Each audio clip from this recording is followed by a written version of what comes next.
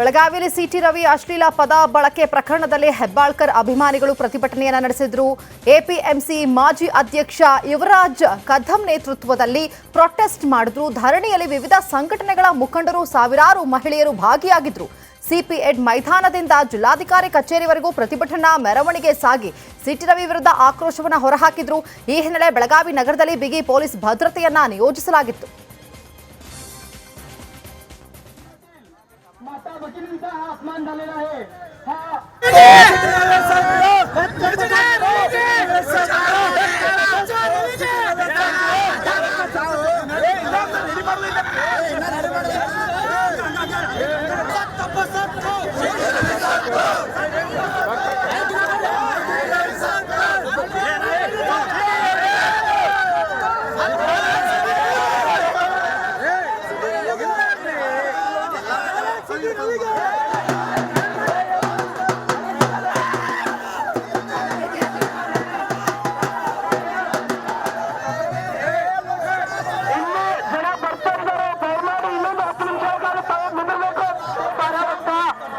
निषेधीचा कार्यक्रम सुरू करायचा आहे. ज्या ठिकाणी तुम्ही उपस्थित आहात त्या ठिकाणी या ठिकाणी उपस्थित राहा. पुढे जायची गरज माता वकीलींचा हा अपमान झालेला आहे.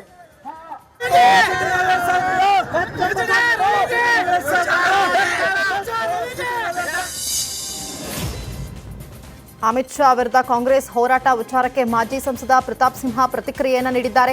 ಮೈಸೂರಿನಲ್ಲಿ ಮಾತನಾಡಿದ ಅವರು, ಕಾಂಗ್ರೆಸ್ನವರು ಯಾವ ಮುಖ ಇಟ್ಕೊಂಡು ಅಂಬೇಡ್ಕರ್ ಬಗ್ಗೆ ಮಾತನಾಡುತ್ತಾರೆ? ಅಂಬೇಡ್ಕರ್ಗೆ ಅವಮಾನ ಮಾಡಿ ಮನಸ್ಸಿಗೆ ನೋವು ಮಾಡಿದ್ದು ಕಾಂಗ್ರೆಸ್. ಅಂಬೇಡ್ಕರ್ಗೆ ಭಾರತ ರತ್ನವನ್ನ ಕಾಂಗ್ರೆಸ್ನವರು ಕೊಟ್ಟಿದ್ದು ಬಿಜೆಪಿ ಬೆಂಬಲಿತ ಸರ್ಕಾರ. ಪಾರ್ಲಿಮೆಂಟ್ನಲ್ಲಿ ಅಂಬೇಡ್ಕರ್ ಫೋಟೋ ಹಾಕಿದ್ದು ಬಿಜೆಪಿ. ಅಂಬೇಡ್ಕರ್ ಬಗ್ಗೆ ಮಾತನಾಡೋದಕ್ಕೆ ಕಾಂಗ್ರೆಸ್ಗೆ ನೈತಿಕತೆ ಹಕ್ಕು ಇಲ್ಲ, ಮುಖವೂ ಕೂಡ ಇಲ್ಲ ಅಂತ ಹೇಳಿ ಕಿಡಿಕಾರಿದರು. ಭಾರತ ರತ್ನ ಕೊಟ್ಟಿದ್ದು ಭಾರತೀಯ ಜನತಾ ಪಕ್ಷದ ಬೆಂಬಲಿತ ಯುನೈಟೆಡ್ ಫ್ರಂಟ್ ಸರ್ಕಾರ.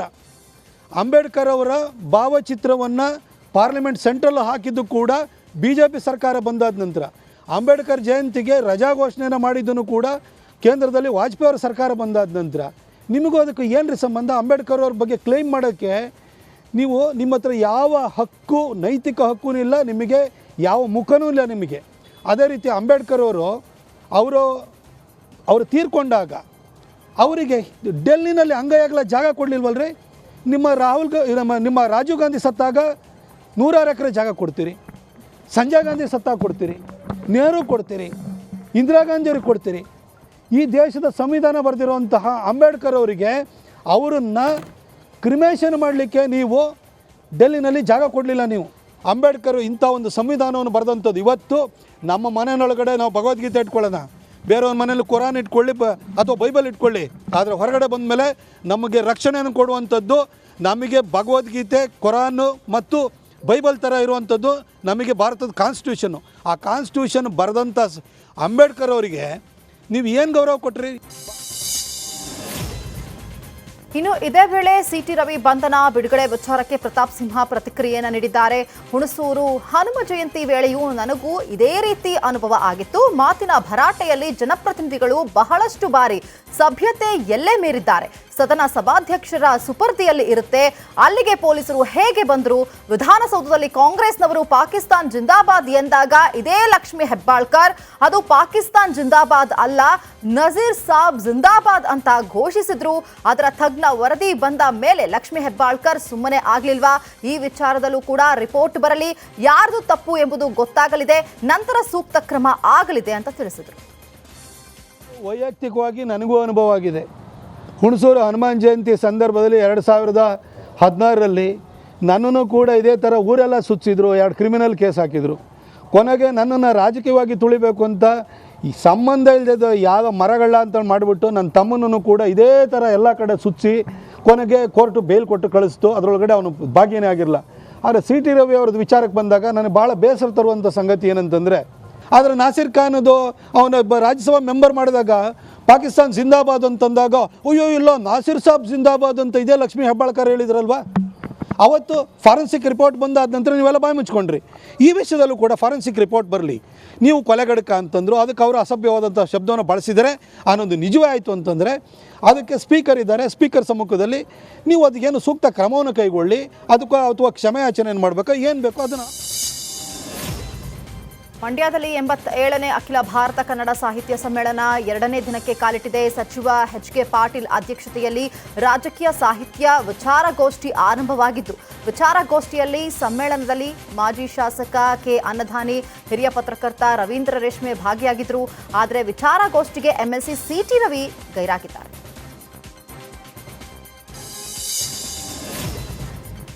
ಗೃಹ ಸಚಿವ ಅಮಿತ್ ಶಾ ಹೇಳಿಕೆ ವಿಚಾರಕ್ಕೆ ಮಾಜಿ ಸಿಎಂ ಸಂಸದ ಜಗದೀಶ್ ಶೆಟ್ಟರ್ ಪ್ರತಿಕ್ರಿಯೆಯನ್ನು ನೀಡಿದ್ದಾರೆ. ಹುಬ್ಬಳ್ಳಿಯಲ್ಲಿ ಮಾತನಾಡಿದ ಅವರು, ಅಮಿತ್ ಶಾ ಹೇಳಿಕೆಯನ್ನ ಸಂಪೂರ್ಣವಾಗಿ ಕೇಳಿ ನಿರ್ಧಾರ ಮಾಡಬೇಕು. ಅರ್ಧಂಬರ್ಧ ಹೇಳಿಕೆ ಕೇಳಿ ಅವರ ವಿರುದ್ಧ ಆರೋಪ ಮಾಡೋದು ಸರಿಯಲ್ಲ.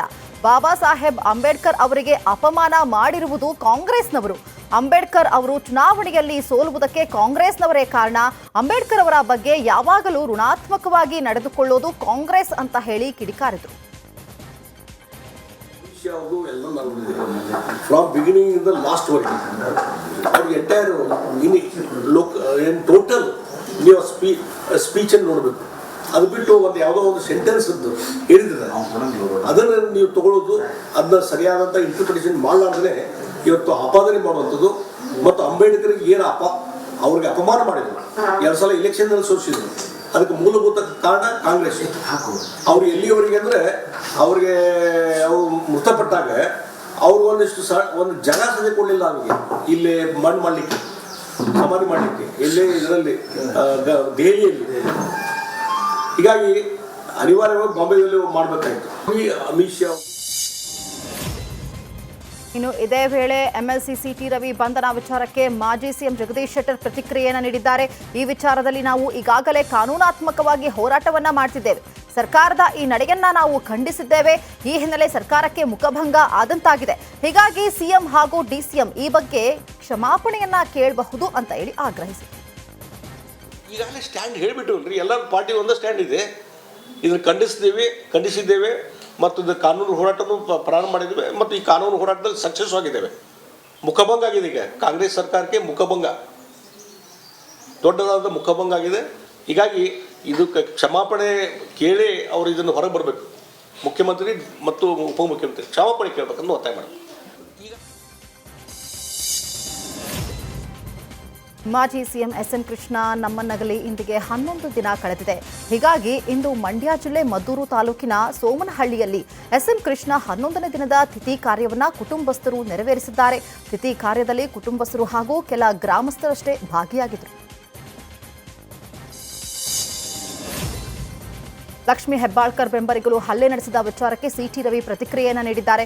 ಬೆಂಗಳೂರಿನಲ್ಲಿ ಮಾತನಾಡಿದ ಅವರು, 35 ವರ್ಷದ ಹಿಂದೆ ಸಿದ್ಧಾಂತಕ್ಕಾಗಿ ಹೋರಾಟ ಮಾಡಿದ ದಿನಗಳಲ್ಲಿ ನಮಗೆ ಅಧಿಕಾರ ಇರಲಿಲ್ಲ, ನಮ್ಮ ಹಿಂದೆ ಜನ ಇರಲಿಲ್ಲ, ನಮ್ಮ ಬೆನ್ನ ಹಿಂದೆ ಲೀಡರ್ಗಳು ನಿಲ್ಲುವ ಸ್ಥಿತಿ ಇರಲಿಲ್ಲ. ಅಂತಹ ಸಂದರ್ಭದಲ್ಲೇ ಏಕಾಂಗಿಯಾಗಿ ನಮ್ಮ ಸಹ ಕಾರ್ಯಕರ್ತರನ್ನ ಕಟ್ಟಿಕೊಂಡು ಹೋರಾಟವನ್ನ ಮಾಡಿದ್ದೇವೆ. ಆಗಲೇ ಇಂತಹ ಬೆದರಿಕೆ ಠಾಣೆಯಿಂದ ಠಾಣೆಗೆ ಅಲೆಸುವುದನ್ನ ಮಾಡಿದ್ರು. ಅದು ನಮ್ಮನ್ನ ಆಗಲೇ ಗಟ್ಟಿ ಮಾಡಿತ್ತು. ಈಗ ಈ ಮೂಲಕ ದುರ್ಬಲ ಮಾಡ್ತೀವಿ ಅನ್ನೋದು ಅವರ ಭ್ರಮೆ. ಈ ರೀತಿ ಮಾಡಿದ್ರೆ ಇನ್ನೂ ಗಟ್ಟಿಯಾಗುತ್ತೇವೆ ಅಂತ ತಿಳಿಸಿದರು. 35 ವರ್ಷದ ಹಿಂದೆ ಸಿದ್ಧಾಂತಕ್ಕಾಗಿ ಹೋರಾಟ ಮಾಡ್ತಿದ್ದ ಕಾಲದಲ್ಲಿ ನಮಗೆ ಅಧಿಕಾರ ಇರಲಿಲ್ಲ, ನಮ್ಮ ಬೆನ್ನ ಹಿಂದೆ ಜನ ಇರಲಿಲ್ಲ, ನಮ್ಮ ಬೆನ್ನ ಹಿಂದೆ ಲೀಡರ್ಗಳು ನಿಲ್ತಾರೆ ಅನ್ನುವಂಥ ಸ್ಥಿತಿ ಇರಲಿಲ್ಲ. ಅಂಥ ಸಂದರ್ಭಗಳಲ್ಲೇ ನಾವು ಏಕಾಂಗಿಯಾಗಿ ನಮ್ಮ ಸಹ ಕಾರ್ಯಕರ್ತರನ್ನು ಕಟ್ಟಿಕೊಂಡು ಹೋರಾಟ ಮಾಡಿದ್ದೀವಿ. ಆಗಲೇ ಇಂಥ ಬೆದರಿಕೆಗಳನ್ನು, ನಮ್ಮನ್ನು ಪೊಲೀಸ್ ಸ್ಟೇಷನಿಗೆ ಅಲಿಸೋದನ್ನು, ನಮ್ಮ ಮೇಲೆ ದೌರ್ಜನ್ಯ ಮಾಡೋದನ್ನು ಎಲ್ಲ ಮಾಡಿಬಿಟ್ಟಿದ್ರು. ಆ ದೌರ್ಜನ್ಯ ನಮ್ಮನ್ನು ಹೋರಾಟ ಮಾಡೋದಕ್ಕೆ ಗಟ್ಟಿ ಮಾಡ್ತೇ ಹೊರತು ನಮ್ಮನ್ನು ದುರ್ಬಲಗೊಳಿಸಲಿಲ್ಲ. ಈಗ ಈ ರೀತಿ ಮೂಲಕ ದುರ್ಬಲಗೊಳಿಸ್ತೀವಿ ಅಂತ ಅವರು ಅನಿಸೋದು ಅವ್ರ ಭ್ರಮೆ. ನಮ್ಗೆ ಈ ಥರ ಮಾಜಿ ಸಚಿವ ಬಿ ನಾಗೇಂದ್ರ ಅವರಿಗೆ ಮತ್ತೆ ಸಚಿವ ಸ್ಥಾನ ಸಿಗಲಿ ಅಂತ ಅಭಿಮಾನಿಯೊಬ್ಬರು ಕನಕದುರ್ಗಮ್ಮ ದೇವಸ್ಥಾನದಲ್ಲಿ ದೀರ್ಘದಂಡ ನಮಸ್ಕಾರವನ್ನು ಹಾಕಿದ್ದಾರೆ. ಅಭಿಮಾನಿ ಎಂಜಿ ಕನಕ ಎಂಬುವವರು ಗುಡಿಯ ಸುತ್ತ 5 ಸುತ್ತು ಸುತ್ತಿ ದೀರ್ಘದಂಡ ನಮಸ್ಕಾರ ಹಾಕಿ ಬಳಿಕ ಕನಕ ದುರ್ಗಮ್ಮ ದೇವಿಗೆ ವಿಶೇಷ ಪೂಜೆಯನ್ನು ಸಲ್ಲಿಸಿದರು. ವಾಲ್ಮೀಕಿ ಅಭಿವೃದ್ಧಿ ನಿಗಮದ ಭ್ರಷ್ಟಾಚಾರದ ಹಿನ್ನೆಲೆ ಬಿ ನಾಗೇಂದ್ರ ಸಚಿವ ಸ್ಥಾನ ಕಳೆದುಕೊಂಡಿದ್ದಾರೆ. ಹೀಗಾಗಿ ಸಿಎಂ ಮತ್ತೊಮ್ಮೆ ನಾಗೇಂದ್ರ ಅವರಿಗೆ ಸಚಿವ ಸ್ಥಾನ ನೀಡಬೇಕು ಅಂತ ಹೇಳಿ ಅಭಿಮಾನಿ ಈ ರೀತಿ ಹರಕೆಯನ್ನ ಹೊತ್ತಿದ್ದಾರೆ.